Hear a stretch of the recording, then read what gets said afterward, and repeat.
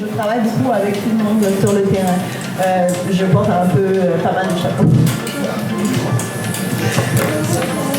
Oui, bonjour. Mon nom est Denis Perrier. J'ai 57 ans. Moi, je suis un gars, pas directement de Montréal. Je suis de la rive sud de Montréal, de Saint-Jean-sur-Richelieu. J'ai 34 ans comme policier de carrière, donc une trentaine d'années à Montréal, ce qui m'a amené au cours de ma carrière à côtoyer beaucoup la communauté au travers de l'île par différentes activités. J'ai également un bon background militaire. J'ai, si vous me permettez l'anglicisme, un passé militaire. J'ai comme 28 ans en tout d'armée, de régulière et de force de réserve. J'ai 3 missions outre-mer. J'étais allé en Ukraine 6 mois l'an passé. J'étais allé à Chypre aussi, 87, et Bosnie-Herzégovine, conflit en 95. Parallèlement à tout ça, je suis pompier, je suis un pompier volontaire depuis une douzaine d'années, dans l'ambulance Saint-Jean depuis 25 ans, des organisations bénévoles aussi. Fait que j'ai fait beaucoup de bénévolat. Et dans les dernières années, un jeune homme très dynamique m'a approché, John Lépierre, président d'Enesca. Il a vu un petit peu mon parcours, il m'a demandé: Denis, ça t'intéresserait-tu de t'impliquer? Quand j'ai vu ses valeurs, quand j'ai vu justement son dynamisme, sa foule, j'ai décidé tout de suite d'embarquer dans l'aventure. Il me rejoignait au niveau des valeurs. Puis j'avais beaucoup d'envie d'aider les communautés noires aussi, parce que j'ai travaillé comme policier avec beaucoup de noirs dans l'armée aussi, dans les forces armées. Puis je trouve que j'avais pas été assez impliqué directement dans la communauté. Fait que même étant non racisé, je me suis dit oui, j'embarque dans l'aventure, puis je suis content de faire partie d'Enesca depuis 5 ans, ici au Canada. Puis Enesca avait commencé en Haïti auparavant, je pense en 2014. Fait que, je suis content d'être avec vous. Merci beaucoup.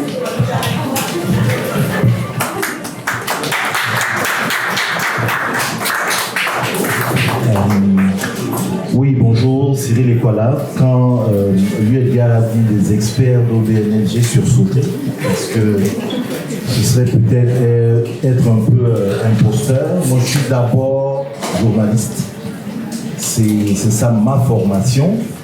Et après avoir fait, pour faire une histoire courte, après avoir fait du journalisme classique, j'appelle classique, quand je suis arrivé ici et passé par Radio-Canada, lorsque, de façon aimable, nous avons décidé, eux et moi, de nous séparer, j'ai décidé de créer un média qui a pour nom Néo-Québec, il l'a dit tantôt, en partant avec l'idée que, il y avait des gens, à mon avis, qui n'étaient pas assez représentés dans l'espace public.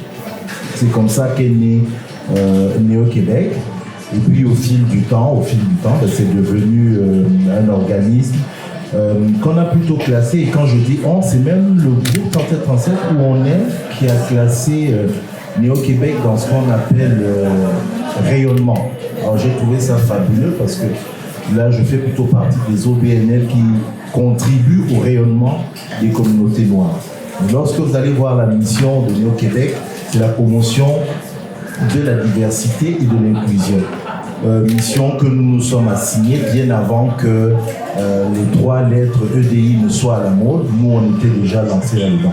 Donc le travail que nous faisons, c'est un travail qui change au fur et à mesure. La vision, elle reste la même, mais la mission, elle change tous les jours parce que c'est vous ici devant moi, c'est vous que nous desservons et c'est vous généralement qui faites évoluer la mission de cet organisme. Donc voilà peut-être la seule petite expertise que j'ai et qui me vaut d'être assis ici devant vous.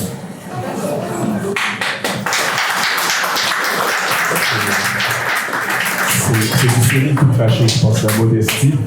Vous savez, quand on parle d'OBNL, c'est sûr qu'il y a la mise en place de l'organisation, mais un OBNL, c'est quoi? Un OBNL, c'est constitué d'individus qui donnent de leur temps bénévole pour vraiment essayer de faire une différence concrète sur le terrain. Et les 3 panélistes qu'on a aujourd'hui, c'est vraiment des bénévoles qui connaissent, qui savent mettre le temps, l'énergie, sans s'attendre à avoir une rémunération pour pouvoir aider les collectivités. Donc, pour moi, là, vous êtes des experts, tous les 3, d'OBNL. Cela étant dit, attaquons le vif du sujet. Lorsqu'on parle d'OBNL, il y a plusieurs défis seulement dans le fait de gérer une OBNL. Le défi devient encore plus grand lorsqu'on parle d'OBNL qui vient pour supporter les collectivités noires. Vous savez, quand on parle des collectivités noires, on parle souvent d'enjeux d'accès à des réseaux, enjeux d'accès à des ressources, enjeux d'accès à des capitaux. C'est vrai du côté d'organismes à but lucratif, et c'est vrai également du côté des organismes à but non lucratif qui vivent les mêmes enjeux. Donc, je vais commencer avec la première question, puis je vais la diriger, cette première question-là, vers toi, Denis. Quel est, selon toi, le rôle spécifique des OBNL créés par des personnes noires dans la communauté noire, et pourquoi est-il important de les avoir pour répondre aux besoins de cette communauté? D'entrée de jeu, je dirais, comme d'une certaine évidence, comme vous pouvez voir, je suis une personne, blanche, non racisée. Fait que j'ai pas la prétention de pouvoir dire exactement ce que la communauté noire a besoin. Ça, d'entrée de jeu, je voudrais spécifier ça. Par contre, j'ai toujours eu beaucoup d'intérêt, puis je trouve ça plate un petit peu que j'ai grandi sur la Rive-Sud, puis quand j'étais jeune, il y a 50 ans, environ 40-50 ans, il n'y avait pas de communauté noire à Saint-Jean-sur-Richelieu. Fait que c'est quelque chose qui m'a manqué. Par contre, au fil des années, je me suis informé, quand je suis devenu policier et tout, j'ai vu à Montréal, j'ai vu une espèce de détresse. Je me suis dit, ça fait quand même ça fait longtemps, ça fait des décennies que des gens arrivent ici, puis je peux pas m'imaginer quitter son pays avec sa famille, tu parles pas la langue, tu quittes ton emploi, tu viens ici avec rien, partir à zéro. C'est comme impensable. Fait que l'OBNL se sont créés grâce à ça, pour faire un pont entre le citoyen puis directement le gouvernement. Parce que naturellement, un citoyen ne peut pas aller cogner directement à la porte du gouvernement. Fait que les OBNL se sont développés pour aider justement les gens qui ont besoin d'aide.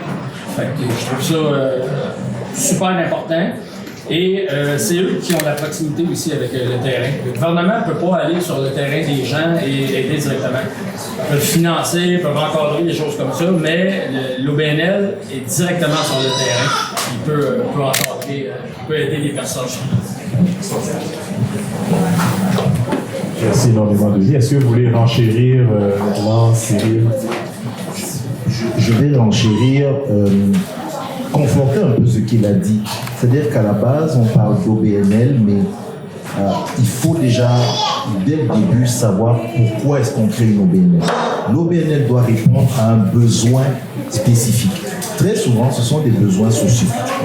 Donc, c'est pour ça que par rapport à la question qui était posée, je me dis d'emblée, on l'a créé pour répondre à un besoin social. Une fois que ça s'est fait, l'étape d'aller discuter avec les différents acteurs, gouvernements et autres. Je le dis pourquoi? Parce que quand nous sommes ici au Québec, nous parlons OBNL, on est tout le temps en train de parler d'OBNL et de sa relation avec le gouvernement et autres. Il y a d'autres sociétés où il y a des OBNL, mais qui n'ont aucun rapport avec le gouvernement. Donc, moi, je prends souvent quelque chose de simple, c'est ce que j'ai dit dans la présentation. L'OBNL, et notamment dans les communautés noires, à la base, on les crée d'abord pour prendre soin de nous, pour répondre à un besoin spécifique de nos communautés. Après, ça, c'est toute une autre démarche à faire. Je ne sais pas si... non. C'est bien dit, Cyril et Denis, dans le fond, quand on parle de besoins, c'est des besoins spécifiques. L'OBNL qui est créé pour supporter les communautés noires, c'est pour répondre aux enjeux spécifiques que vivent les communautés noires. Donc ça, c'est un extraordinaire point. Si je poursuis avec toi, Myriam, comment les OBNL créés par les personnes noires peuvent-elles collaborer avec d'autres acteurs tels que les gouvernements, les entreprises et la société civile pour maximiser leur impact dans la communauté noire? Comment est-ce qu'ils peuvent travailler de façon collaborative? Alors, dans ta question, il y a le mot-clé collaborer. La collaboration implique que tu sais qui je suis. On parlait d'OBNL. Pourquoi est-ce qu'on a créé? Le gouvernement, on le sait, Denis disait, il a beau subventionner, avoir des lois qui vont voter, par exemple, pour soutenir les organisations qui travaillent pour la lutte contre la violence faite aux femmes. Maintenant, est-ce que le ministre ou la ministre qui s'occupe de ce dossier vient s'asseoir et sait quand une femme appelle, il est 9h du soir, elle s'est fait tabasser, mais qu'elle a 4 enfants entre les mains, que le monsieur lui dit, ben, tu trouveras nulle part où aller, elle va continuer à se faire tabasser parce qu'elle ne veut pas dormir sous le pont avec ces 4 enfants-là. c'est un enjeu. Maintenant, chacun a son rôle. Quand on veut collaborer, il faut s'asseoir ensemble d'abord et dire, moi, je suis l'OBNL, j'ai été créé pour répondre à tel besoin. Il y a tel secteur dans le privé, il y a des fondations qui sont là. Ces fondations-là s'occupent spécifiquement de donner du soutien aux organismes qui travaillent avec les femmes qui sont violentées. Il y a le gouvernement, la ministre qui s'occupe de la condition féminine, elle a un budget X et ce budget-là, elle a tel et tel programme dans lequel je peux aller, soit pour l'immobilier, soit pour soutenir cette femme juste pour lui payer une chambre d'hôtel cette soirée-là. Donc, il faut que chacun soit capable de dire, voici mon rôle, je ne veux pas empiétrer sur le travail du gouvernement, je n'ai pas l'idée de penser que je suis le gouvernement, je n'ai pas ce cachet-là, c'est pas moi qui vote les lois, c'est pas moi qui ramasse les impôts qui va être redistribué, mais mon travail est tout aussi important. Quand on s'assoit maintenant autour de la table et qu'on sache que chacun, le travail, le rôle qu'on est en train de jouer est aussi important, personne ne va cracher sur personne. Tout le monde va savoir qu'on peut se donner la main, on va travailler en équipe parce que le gouvernement saura que première, deuxième ligne, troisième ligne, c'est bien beau, mais c'est l'OBNL qui est sur le terrain directement qui a reçu cet appel en premier. Personne n'appelle la ministre de la condition féminine pour lui dire que je viens de me faire frapper par mon conjoint. Personne. Mais il y a l'OBNL qui a reçu l'appel et qui peut maintenant attaquer le problème. Donc il faut que chacun sache son rôle et accepte qu'on peut collaborer ensemble. Donc retenez le mot-clé collaboration, travail d'équipe. On est tous ensemble pour une bonne cause et il faut connaître c'est quoi notre cause, comme disait Cyril. Tu as tellement raison, Merlan. Tu sais, à la fin de la journée, ce qu'on se dit, c'est... Tu sais, je parle toujours d'écosystème. C'est un écosystème d'entraide. C'est sûr que l'OBNL a un rôle central, initial, de contact avec la clientèle qui a besoin d'être desservie. Mais il faut toujours venir voir comment on peut modifier ce service-là. Donc, tellement pertinent ce que tu viens de dire, Merlan.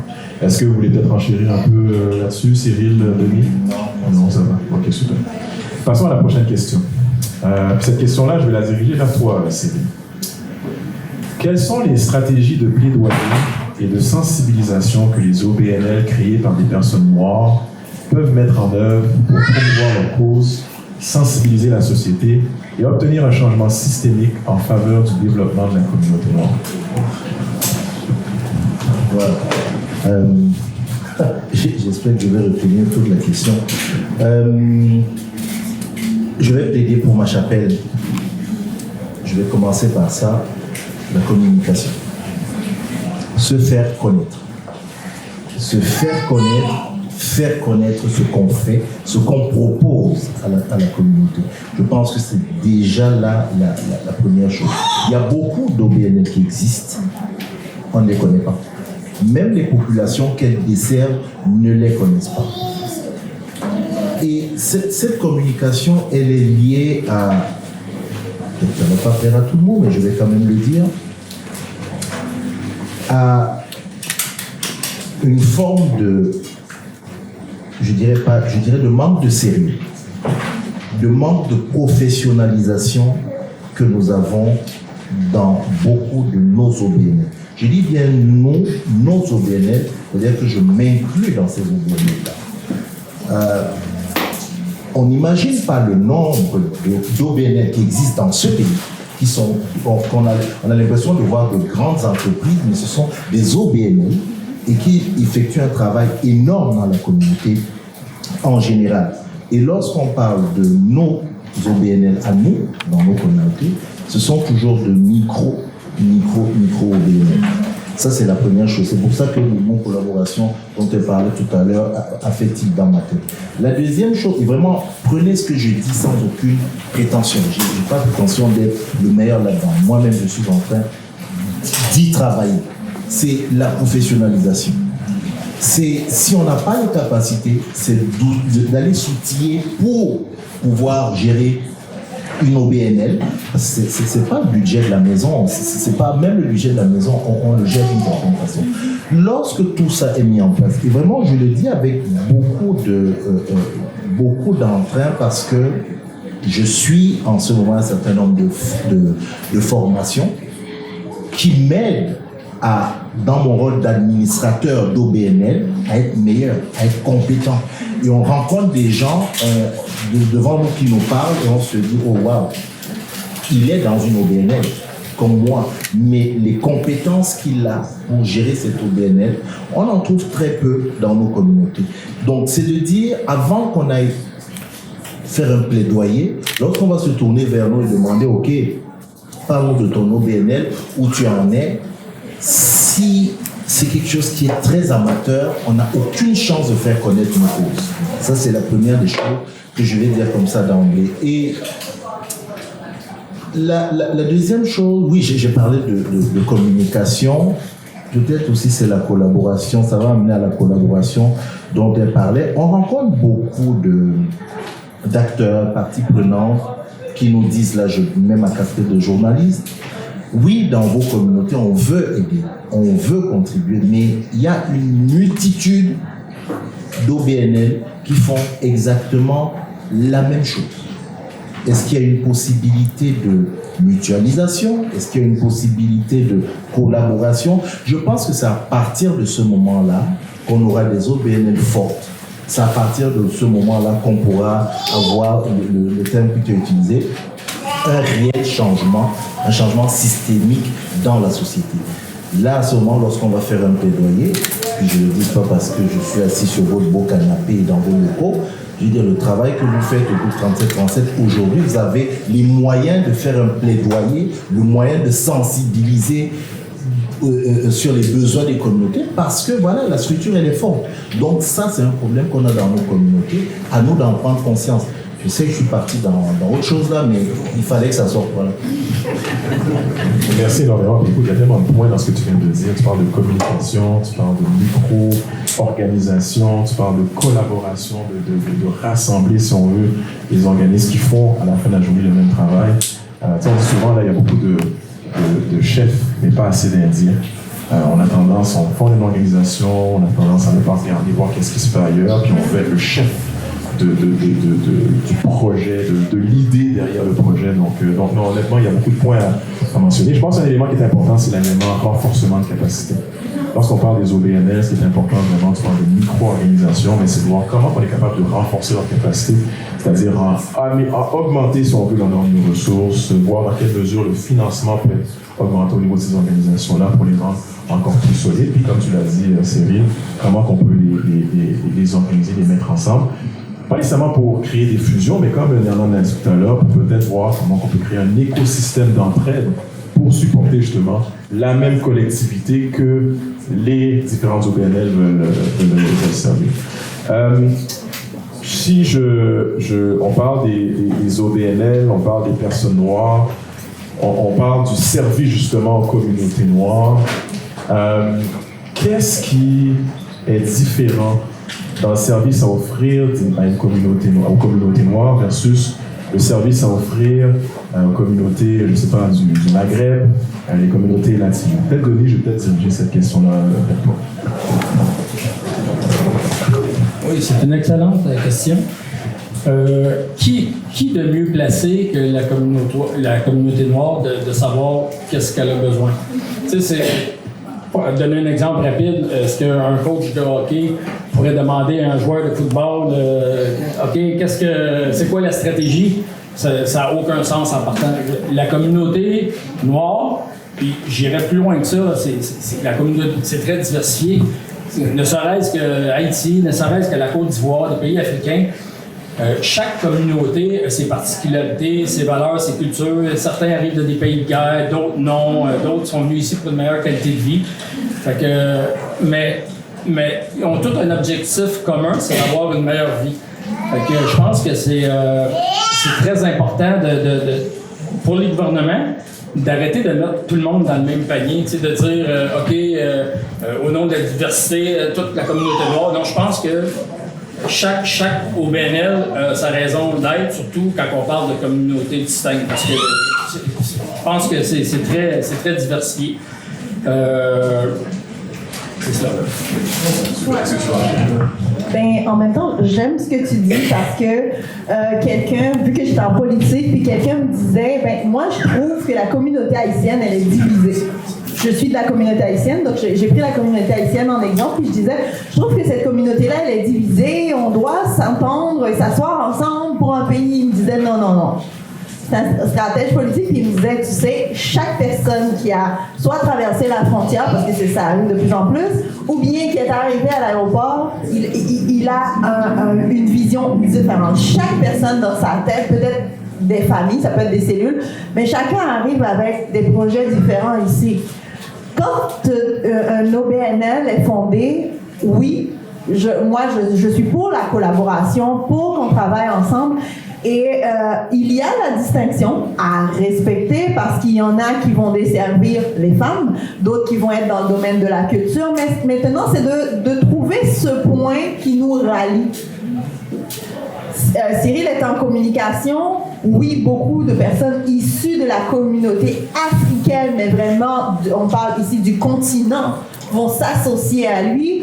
Mais ceci n'empêche pas que Noli va trouver que on fait quand même le même travail, on peut collaborer ensemble parce que peut-être que certaines personnes vont dire ben non, Noli elle invite beaucoup des gens de la communauté haïtienne et là Cyril va essayer de trouver c'est où qu'on a notre point de ralliement pour qu'on dit ok, on va se donner la main là-dedans. Donc il y a toujours moyen, malgré cette distinction, le respect de cette distinction, et je dirais même cette distinction fait notre spécialisation parce que des dossiers qui touchent beaucoup plus le continent africain vont beaucoup parler à Cyril et on pourra aller frapper à sa porte pour ne pas se mettre les pieds dans le plat. Mais pareillement, si lui a un dossier de la communauté haïtienne, il va dire je veux aborder telle chose, je vais aller voir avec Noli comment est-ce que je dois l'aborder. On peut trouver des distinctions, mais quand il faut trouver les points de rencontre, faisons-le. Il faut se souvenir qu'on est de la même communauté, qu'à la fin de la journée, ceux-là qui décident, ceux-là qui signent le chèque, ils nous mettent tous dans le même panier. Ils nous appellent communauté noire. Quand tu viens le voir, il ne sait pas tout de suite si tu es béninois d'origine ou si tu es congolais d'origine ou si tu es haïtienne. Il voit juste, ça c'est la communauté noire, ça c'est la communauté juive, ça c'est la communauté latine. Pour eux autres, là, ils font juste un paquet. Oui, on a cette distinction entre nous. Cette distinction entre nous ne doit pas être source de conflit, mais on peut être différent et se rallier. Comme dans une famille, même si tu as des jumeaux, je peux vous le garantir, je suis maman de 6 enfants, ils ne se ressemblent pas au niveau des comportements. Mais c'est en trouvant ce qu'ils ont de distinct, mais ce qu'eux, ils ont, qui peuvent faire en sorte qu'à la fin de la journée, je vais avoir une équipe solide.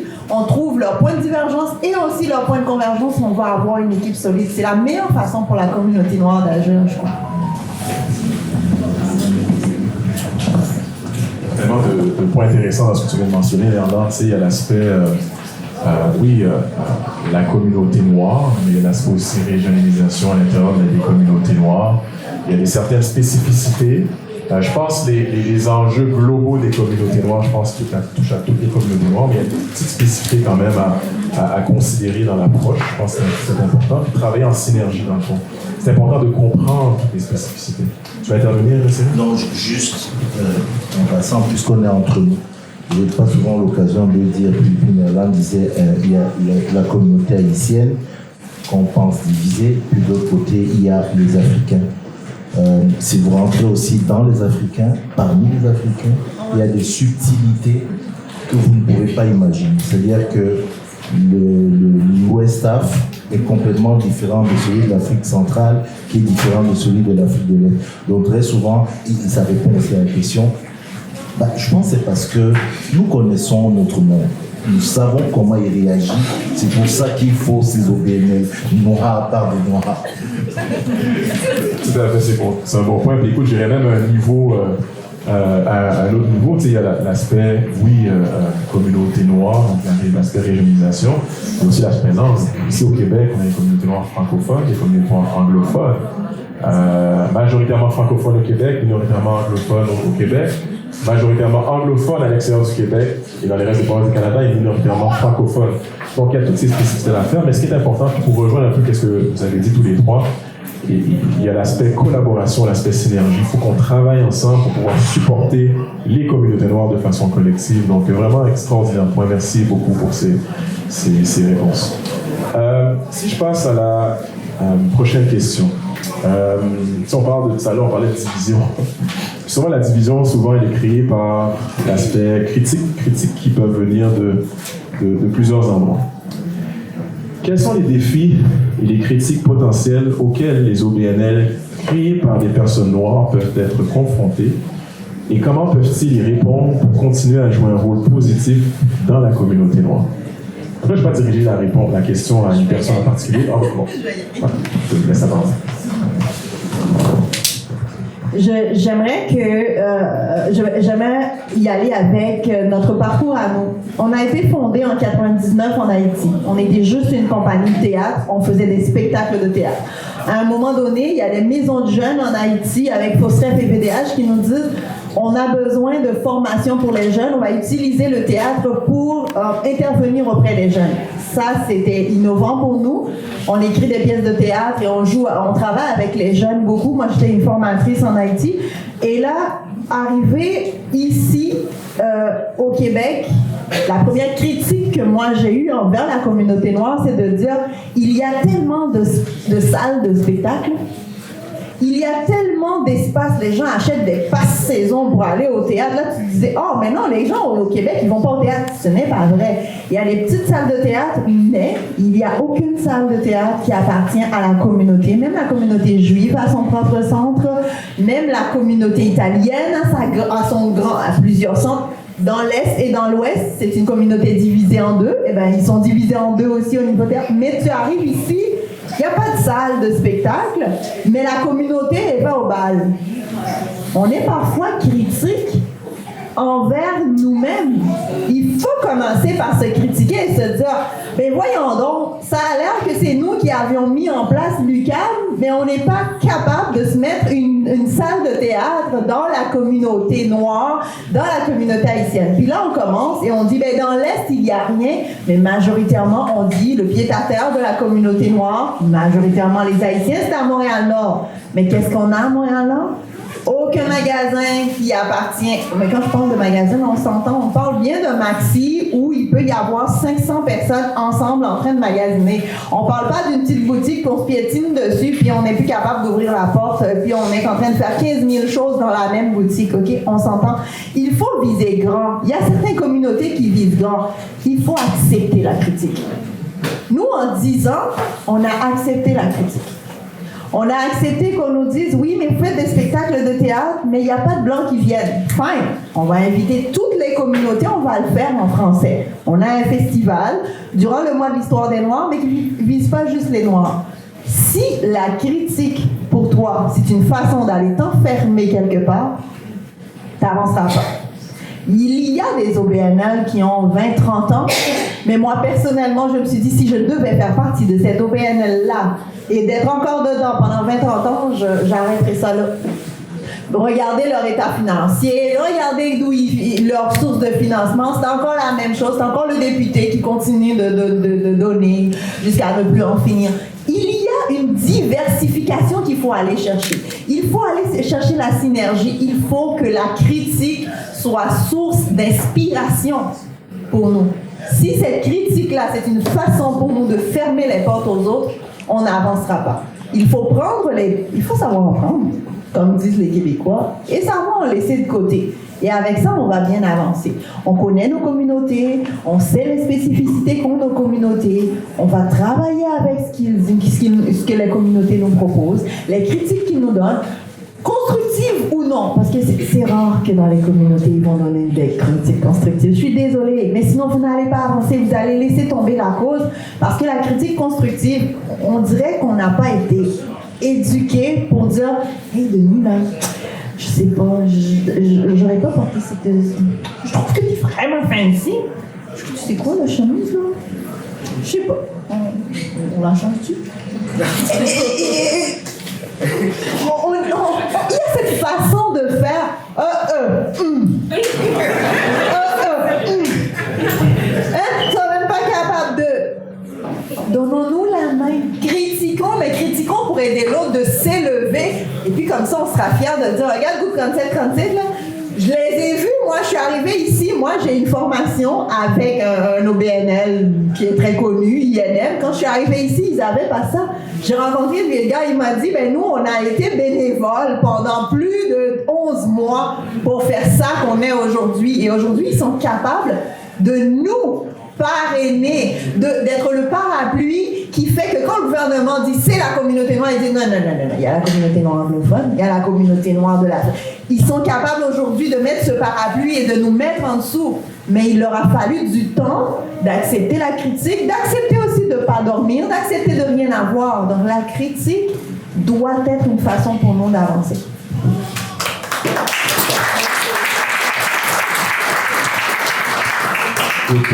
Dans le fond, si je comprends bien, les critiques que les OBNL font face, c'est la critique de ne pas être capable d'accepter la critique. Je pense que c'est un point extrêmement important. Puis quand on parle de vouloir s'améliorer puis de devenir meilleur, ben c'est ça, il faut pouvoir accepter la critique, pouvoir se dire, ben c'est quoi, si cette personne-là pense de cette façon-là, ça veut dire qu'il y a une autre personne qui pense de cette façon-là, il y a d'autres organismes qui pensent de cette façon-là. Donc aussi bien que je m'améliore, parce qu'à la fin de la journée, ce qu'on veut faire, c'est offrir un service aux collectivités. Puis si on n'est pas capable d'accepter la critique pour pouvoir s'améliorer, offrir, si on veut un meilleur service aux collectivités, ben à ce moment-là, il va falloir changer nos choses. Je ne sais pas, Cyril, Denis, est-ce que vous voulez peut-être intervenir sur la question? Je dirais juste que je vais aller magasiner une nouvelle garde-robe. C'est bon, extraordinaire. Bon, on fait signe qu'il ne reste que 2 minutes. Écoutez, je vais peut-être vous laisser à chacun le mot de la fin. Encore une fois, je pense que le travail qui est fait justement pour supporter les collectivités noires présentement et de façon spécifique est essentiel. Je pense que chacun de vous sur le panel, puis chacun de vous également dans la salle avait un rôle à jouer pour pouvoir continuer de supporter ces collectivités noires qui en ont grandement besoin. S'il y avait un mot de la fin, je vais commencer par toi, Cyril. S'il y avait un mot de la fin en 30 secondes, quel serait ton conseil pour pouvoir faire en sorte de continuer le travail que fait de renforcement de capacité? Qu'est-ce que tu apporterais de plus? Je ne sais pas si j'apporterai quelque chose de plus. Je dirais, grosso modo, ce que je dis depuis le début. Travaillons, travaillons, travaillons. On ne crée pas une OBNL pour avoir du succès financier. On crée une OBNL pour répondre à un besoin spécifique, et notamment dans nos communautés. Travaillons, travaillons, travaillons. Au bout, il y aura le succès.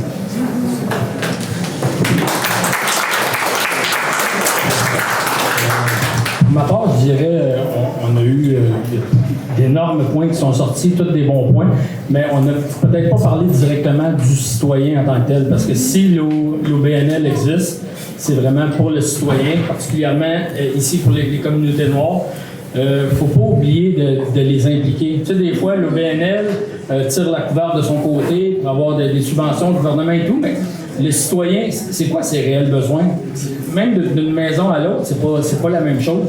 Fait que c'est important de les amener sur des tables de concertation, sur un panel, dans des discussions. Il faut les inviter avec les OBNL. Puis à ce moment-là, on va savoir c'est quoi le réel besoin. Ne serait-ce que par des événements, des barbecues, des choses comme ça. On peut échanger, même inviter les politiciens locaux ou provinciaux, fédéraux, peu importe.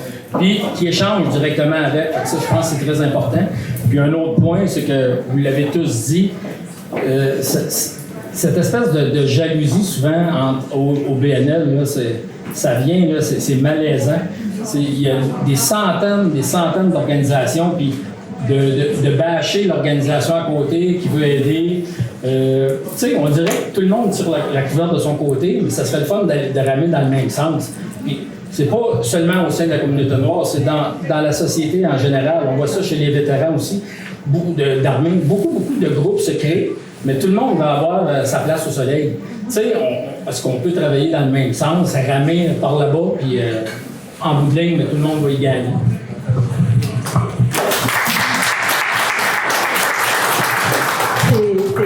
C'est exactement ça.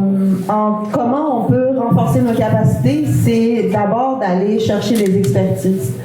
Avec le renforcement de capacité du groupe 3737, on s'est rendu compte qu'on avait des choses qu'on ne savait pas faire ou qu'on faisait, mais qu'on les faisait mal. Mais pendant toute cette période de renforcement de capacité, on a compris, voici les choses à faire. On ne sait pas tout. soyez conscients que nous ne savons pas tout. Oui, vous êtes peut-être spécialiste dans le domaine de la santé des femmes noires pour l'accouchement. Fine. Et au niveau de la comptabilité, qu'est-ce que tu sais? Au niveau de l'administration, la communication, réseau marketing, allons chercher des partenaires, collaborons avec d'autres organismes qui, par exemple, s'y connaissent en communication, qui vont nous dire « Ah, la manière dont tu te présentes au niveau de l'Internet, ce n'est pas la bonne façon. Allons trouver quelqu'un qui va nous dire « Oh mon Dieu, tes livres, c'est une vraie pagaille. Mettons ça en ordre. » Donc, il y a d'autres OBNL qui sont en train de travailler autour de nous. Apprenons à nous donner la main, à connaître les autres. Justement, c'est à la fin de la journée, comme on a dit, tout notre but, c'est de servir le citoyen. Et je pense que, comme une entreprise veut bien se placer sur le marché, nous aussi, c'est vrai qu'on veut que les citoyens sachent qu'on existe en tant qu'OBNL, mais on veut aussi qu'ils savent que nous avons un très bon travail à offrir. On est des entrepreneurs sociaux et c'est une tendance que nous, à la compagnie, on n'avait pas avant, jusqu'à ce qu'on sache que l'innovation sociale, c'était important aussi. Donc, sachant que nous sommes des entrepreneurs sociaux, que celui qu'on sert, le citoyen, on ne peut pas le servir n'importe comment, même si c'est l'argent qu'on a reçu pour lui donner ce service-là, mais ce service-là doit être bien donné et croyez-moi, ce citoyen va amener d'autres citoyens à venir et à nous référer. C'est la meilleure façon. Nous, on ne peut pas se payer de la publicité, mais c'est le citoyen qui a eu un bon service, un bon soutien, un bon accompagnement, qui va dire « Oh, vas-y voir groupe 3737, la formation, là, il va vous aider à mettre en place votre entreprise. » Ça marche. Merci énormément, vraiment, je pense que c'est des merveilleux échanges. Donc, ce qu'on retient surtout, c'est travaillons, collaborons. Tout cela dans le souci de supporter et de renforcer les communautés noires. Donc, merci énormément à nos trois panélistes. C'est extraordinaire, vraiment, les échanges. Puis je pense qu'on aura du beau contenu, je pense, à partager, non seulement aux gens qui étaient ici présents, mais également les gens de l'extérieur. Je pense que ça va aider beaucoup de personnes, justement, à voir dans quelle mesure ils peuvent supporter et dynamiser les communautés noires. Donc, merci énormément.